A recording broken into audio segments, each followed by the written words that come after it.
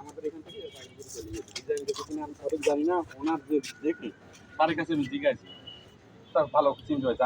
আসেন আমাদের রুমে। আপনি কথা বলেন, আপনি চলেন গেটে। আপনি তারপর বলেন। তারপর আমাদের স্যারেরা আছে না, এই স্যারদের সব কথা বলেন, আমাদের যে উপরে যে বসেরা আছে তার সব কথা তো বলবে যে কী হয়েছে না হয়েছে।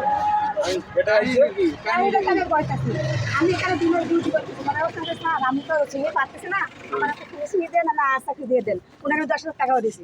আরে 10,000 টাকা শোনেন, আপনি কথা বলেন না। পরে দেওয়ার পরে উনি আমাকে দেখলে কুত্তার মতো দৌড় মারে, আর ফোন দিলে ফোন রিসিভ করতে দেয়। পরে বিডি স্যারের কাছে গেছে। একবারে শোনেন, মিথ্যা কথা বলবেন না। আপনি কইছেন কালকে না, তা শোনেন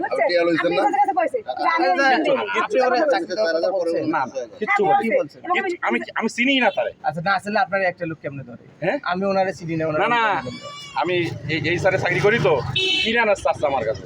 তো অফিসে সেখানে যাবে না, আমি পথে ঘাটে যাবো, এরকম রাস্তাঘাটে ক্লিয়ারেন্স আছে।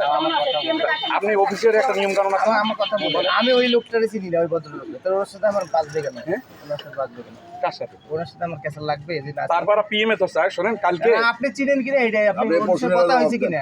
না আমাদের ওখানে কথা হয়েছে, কথা হয়েছে। উনি আমার কাছে আমার ক্লিয়ারেন্সটা দেন। হ্যাঁ, আচ্ছা আমি অফিসে যাচ্ছি, আমি যাচ্ছি কাজে, ওই আমার বড় বিল্ডিং এ কাজে যাচ্ছি, পথে আমার ধরছে, আমার ক্লিয়ারেন্সটা। ক্লিয়ারেন্স কি রাস্তাঘাটে দেওয়া যায়? অফিসে যাওয়া লাগে। একদম মিছা কথা। উনি আমার কাছে সময় না, এখন সব কথা বলার সময় নেই। আরে যন্ত্রণা। তাহলে আচ্ছা, আপনারা একটু গেটে চলেন, আমাদের গেটে সিকিউরিটি গার্ড আছে। একটু আগে আপনারা উনি ধরছিল, হ্যাঁ, আপনি কই গেছিলেন? আমি অফিসে যাচ্ছি, আমার জামাটা আমার সব সিঁড়িতে ছিল পথেঘাটে। দুর্বলতা না থাকলে আপনি তো ওই জায়গায় রাখেন। না না স্যার, এখানে আমি কি তার সাথে মারামারি করে কথা একটা মহিলা তো আপনার গায়ে হাত দিতে পারে না। তো দেয় না, আবার আমার কাছে ডিজাইন দেয়, 3 মাস পরে এসে আমাকে দৌড়াতে বলে, ও ফোন ধরে রিসিভ করে কথা তোমার কাছে কত টাকা নিচ্ছে? আমি 10,000 নিচ্ছি, একবার ডিজাইন তাহলে এখন কি লাইভে যাবো বলেন? হ্যাঁ, আমরা সাংবাদিক কথা বলেন। আপনি সত্য কথা না বলে লাইভে সত্য কথা একবারে ও আমি যাইবো, লাইভে গেলে আপনার চাকরিতে যাইবো।